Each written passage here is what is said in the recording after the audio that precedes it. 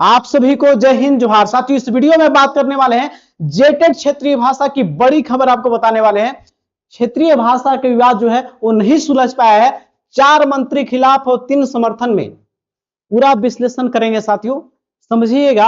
और अंतिम फैसला मुख्यमंत्री लेंगे कि मगही भोजपुरी इन होगी या आउट होगी। साथ ही एग्जाम अभी भी अगस्त में ही हो रहा है। अभी आपको अंतिम 60 दिन जो बचे हुए हैं, आप सोचते हैं कि 1-2 घंटा घरे पढ़ के आप जेटेट में अच्छे नंबर से पास ही नहीं करें, 120 प्लस से ज्यादा नंबर लाना चाहते हैं, तो साथियों चैनल को लाइक सब्सक्राइब कर लीजिएगा, क्योंकि आप यूपी बिहार को पछाड़ने के लिए 90 नंबर से ज्यादा लाने के लिए आपको प्रॉपर गाइडलाइन की जरूरत है।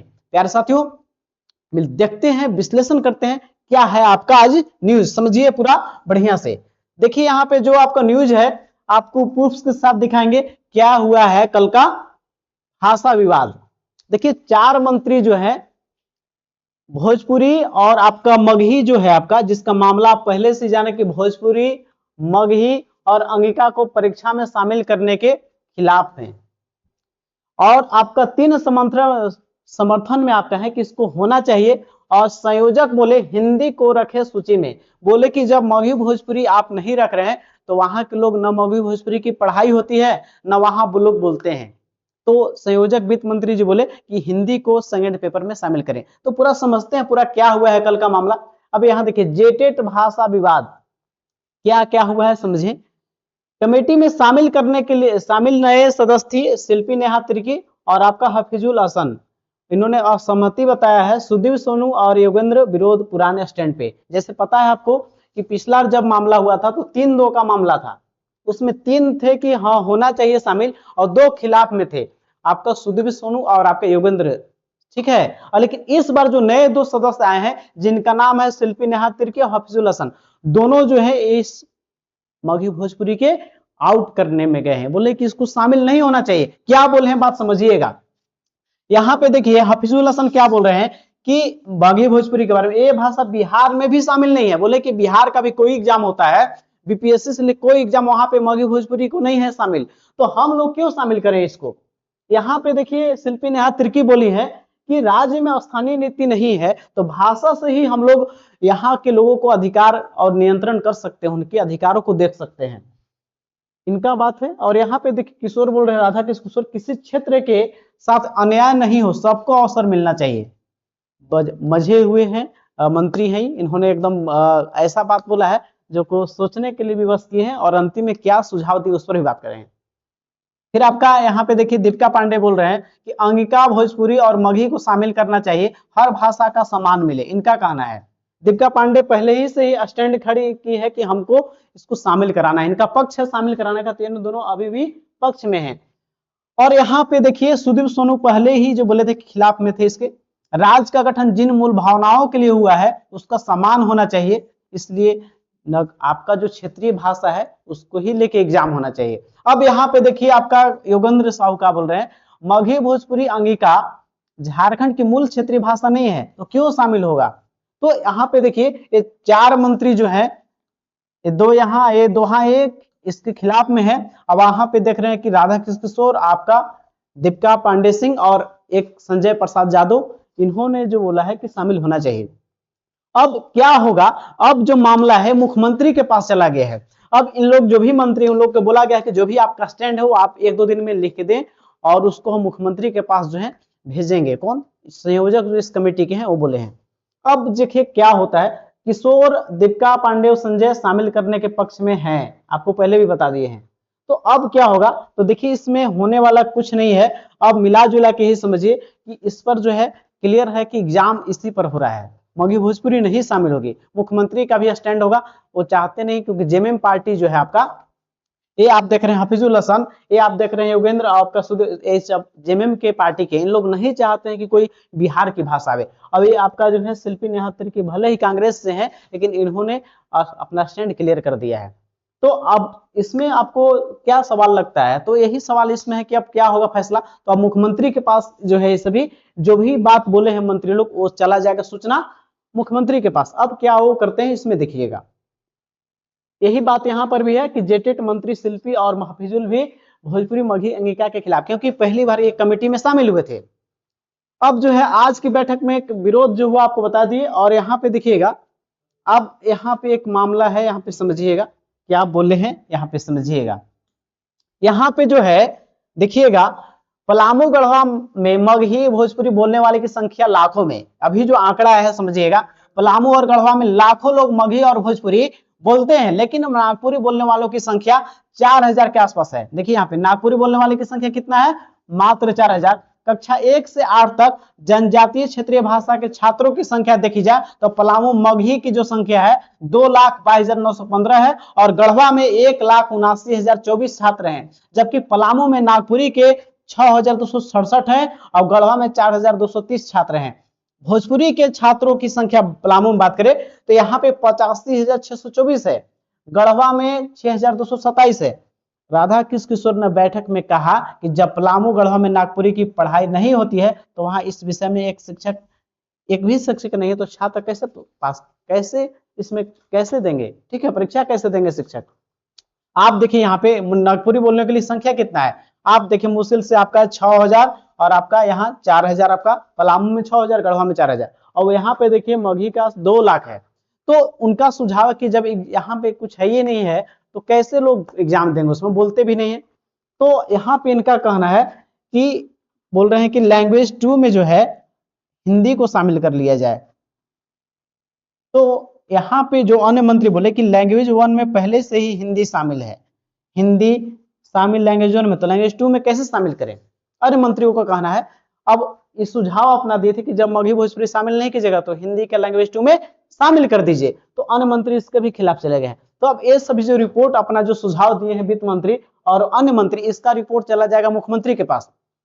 अब वहां के पास विशेषाधिकार जो है मुख्यमंत्री जी के पास है, मुख्यमंत्री इस पर क्या अपना विचार देते हैं, कैबिनेट में इसका निर्णय होगा। और आपको पता है कि 20 जून तक आपका फॉर्म भरने का डेट भी बढ़ गया है। यहाँ पे देखिए अब 4 मंत्री वाला हो गया। संयोजक श्री किशोर ने नया प्रस्ताव वही दिया है जो आपको बता रहे हैं, हिंदी को पेपर 2 में शामिल किया जाए। बोल रहा है कि यदि आप शामिल नहीं करते सब है तो आपको क्या करना चाहिए, हिंदी को शामिल कर दीजिए। तो आपका अधिकार है, मुख्यमंत्री हेमंत सोरेन को रिपोर्ट भेज दी जाएगी, मुख्यमंत्री इस विषय पर फैसला अंतिम होगा और उन्हें कमेटी की भावना से अवगत करा दिया जाएगा कि कमेटी में लोग क्या क्या इस पर बात अपना रखे हैं। अब सवाल बनता है कि आपके पास समय बहुत कम है और आप चाहते हैं कि इसको पास करें अच्छा नंबर से, तो आपको बताते हैं रामबाण तरीका, आप कैसे एग्जाम को क्रैक करेंगे। यहां देखिएगा, इसको समझिएगा। यहां पे देखिएगा, यदि आप जेटेट में पास ही नहीं करना चाहते, 120 प्लस लाना चाहते हैं, तो आपको क्या करना होगा। तो आपको कुछ नहीं करना है, कोई भी एग्जाम निकालने के लिए जो 4 चरण होता है, सबसे पहला आपको सिलेबस को जानना आपको है, सिलेबस को बारीकी से जानिए और उसके अनुसार आपको नोट्स होना चाहिए। नोट्स ऐसा हो जो टू द पॉइंट हो, जो सिलेबस को कवर करता हो और आपको घर बैठे 1-2 घंटा चीज में पढ़ के पास करे। क्यों? क्योंकि ऐसे चीजों को समाहित किया जाए उसमें, क्योंकि जो आपके एग्जाम में आने वाले चीज हो। ऐसे ज्ञान तो बहुत दुनिया में पढ़ने के लिए है, लेकिन आपको टेट परीक्षा में जो आएगा सवाल वही चीज जानना है। तो प्यारे साथियों, मैंने वही डाटा को शामिल किया है कि मैंने खुद ही सीटेट पास किया है, तो मैंने देखा है कि कहां से सवाल टेट परीक्षा में आते हैं, तो उसी प्रकार उस डाटा को शामिल किए हैं जिस प्रकार से आपके एग्जाम में आने की संभावना है। तो आप इस नोट्स को आपको क्या करना है, 2 से 3 बार आप इसको रिवीजन कर लेते हैं। हमसे नोट्स लीजिए या किसी से भी पढ़िए, लेकिन जरूर पढ़िए, क्योंकि इस बार का टेट थोड़ा आसान रहेगा, आने वाला टेट थोड़ा टफ रहेगा, क्योंकि पारा टीचर के लिए नौकरी खतरा है 2028 तक। इनको 28 में सुप्रीम कोर्ट बोला है, 27 था, लेकिन 1 साल बढ़ा दिया है कि अब टेट 28 नहीं पास करेंगे तो उनको इस्तीफा देना पड़ेगा। और दूसरा चीज कि 40,000 शिक्षक भर्ती आ रहा है, कितना 40,000, और 40,000 शिक्षक भर्ती में बैठेंगे कौन, वही लोग बैठेंगे जो टेट पास होंगे। आप टेट पास नहीं करते हैं तो आप फॉर्म भी नहीं भर पाइएगा शिक्षक भर्ती का। इसलिए आपको जो भी पढ़िए, लेकिन कोई का कोर्स जो अभी आप रिकॉर्डेड वीडियो, आप लाइव वीडियो के चक्कर में रहिएगा तो उससे आपका कंप्लीट नहीं होगा। आपको सेल्फ स्टडी आपको करना होगा, आप बचिए उसी से। तो आपको क्या करना, किसी से नोट्स लीजिए, लेकिन वो आपको टू दी सिलेबस हो, और 2 से 3 बार रिवीजन नोट्स लेने से केवल आपका नहीं होगा, निकलेगा। और साथ ही PYQ 13 और 16 दोनों का, क्योंकि प्रीवियस ईयर पेपर बहुत इंपॉर्टेंट होता है, बताता है कि किस प्रकार से सवाल आपके आते हैं। और अंतिम आपका प्रैक्टिस सेट 15 से 20 प्रैक्टिस सेट आपको सोल्व कर देना है प्यारे साथियों। और आप इस 4 चरण को सीरियल वाइज कर देते हैं तो आप बहुत अच्छा से पास करिएगा। और साथ ही नोट्स को 2 से 3 बार रिवीजन करना है। और यदि आप हमसे नोट्स परचेज करते हैं तो आपको क्या है फैसिलिटी मिलेगा, ये नोट्स तो देंगे ही आपको, लेकिन आपको हम नोट्स देंगे छोड़ेंगे नहीं। डेली हम आपको सब्जेक्टिव थ्योरी देते हैं डेली, और साथ ही उसका टेस्ट लेते हैं। ये आपका एक्स्ट्रा मिलेगा, आपको इस नोट्स के साथ ही टेस्ट मिलेगा, क्योंकि डेली हम आपको उसका थ्योरी भेजेंगे, सीडीपी हो, एसएसटी हो, जो भी टॉपिक आपका है सिलेबस में दिया है, और उसको सामने डेली टेस्ट लेते हैं, उसका स्कोर देखते हैं, और उसी अनुसार आपको हम प्रॉपर गाइडलाइन करते हैं कि आपको किस तरह से तैयारी करना है। साथियों आपके पास भी बहुत सारे किताब होंगे। पिछला बार जैसे आप किसी एग्जाम में 2 नंबर से, कभी 4 नंबर से, कभी 5 नंबर से क्यों फेल करते हैं, क्योंकि कमजोर छात्र यही 4 चरणों को नहीं करते हैं, और वह स्मार्ट बच्चे और तेज बच्चे जो हैं यही 4 चरण से गुजरते हैं, इसलिए वो पास करते हैं, और आप फेल कर जाते हैं। रणनीति के बिना कोई एग्जाम को निकाला या कोई चीज काम को सफल होना मुश्किल होता है। तो रणनीति 4 चीज से गुजर गए, syllabus, notes, PYQ, practice set से, तो आपको पास ही नहीं कीजिएगा, 120 प्लस पास कीजिएगा। साथियों आईएएस लोग का इंटरव्यू सुनिएगा, उन लोग बोलता है कि कम से कम डाटा रखना है और उसको 2 मल्टीपल टाइम रिवीजन करना है, 2 से 3 बार, 4 बार, जितना भी मौका मिले। साथ ही उससे रिलेटेड टॉपिक वाइज आपको सेट लगाना है। साथियों टॉपिक का विशेषता क्या है, जैसे आप पढ़ लिए विकास के सिद्धांत, टॉपिक है आपका सीडीपी में, तो उसको पढ़ेंगे और तुरंत आपको इसमें टेस्ट का क्वेश्चन दिया हुआ है 30 से 40। तो इसमें ये विशेषता ये है, आप नोट्स आप लीजिए, लेकिन उसके साथ डेली उसका पढ़िए, लेकिन उसका टेस्ट भी लगाइए उस चैप्टर का, जिस चैप्टर का आप पढ़ रहे हैं। तो इस नोट्स में आपको वह मिलेगा, आपको उसका थ्योरी, उसके साथ टेस्ट मिलेगा आपको। अब यदि आप रखे हैं नागपुरी और खोटा, तो नागपुरी खोटा भी मिल जाएगा आपको। बाकी आप इधर देख ही रहे हैं, आपका सीडीपी है, ईवीएस है, मैथ है, जो भी है आपका 1 to 5 का, और 6 फीट में एसएसटी है, मैथ साइंस है, उसका भी आपको मिल जाएगा। और साथ ही संस्कृत के बहुत सारे मैसेज आ रहा था, तो आपको संस्कृत का भी आपको नोट्स उपलब्ध हो गया है। तो ये सभी साथियों एक साथ आपको नोट्स मिल जाएगा, यदि आप चाहते हैं पढ़ने के लिए, और साथ ही चाहते हैं कि डेली हमसे जुड़ के डेली टेस्ट लगाना। ये नोट्स के एक्स्ट्रा आपको हम जगा के रखेंगे, आपको दिमाग में जो भी चीजें हैं नींद लगना बंद हो जाएगा। आप पढ़ना डेली स्टार्ट कर दीजिएगा 2 से 3 घंटा। प्यारे साथियों समझिएगा, 2 से 3 घंटा आप पढ़ते भी नहीं हो, लेकिन आप पढ़ने लगेंगे। साथियों बहुत सारे जो हैं लोग इस नोट्स को पढ़ रहे हैं, बोल रहे हैं कि बहुत बढ़िया है सर, हम लोग सोचे नहीं थे किस तरह से होगा, लेकिन लोग पढ़ के ऐसा रिप्लाई देते हैं, बहुत अच्छा लगता है। तो आप लोग भी जुड़ सकते हैं। और इसमें जो आपका है 1 to 5 का लेना चाहेंगे तो 250 रुपया मिलेगा आपको, और 6 to 8 का लेना चाहते हो 250 रुपया। यदि दोनों पेपर चाहिए आपको तो 400 में मिल जाएगा। अभी मिले कैसे, तो जो नंबर दिया हुआ है फोन पे या गूगल पे, आपको इस नंबर पे करना है पेमेंट, और उसके कुछ मिनटों के बाद ही पीडीएफ नोट्स आपको सेंड कर दिया जाएगा।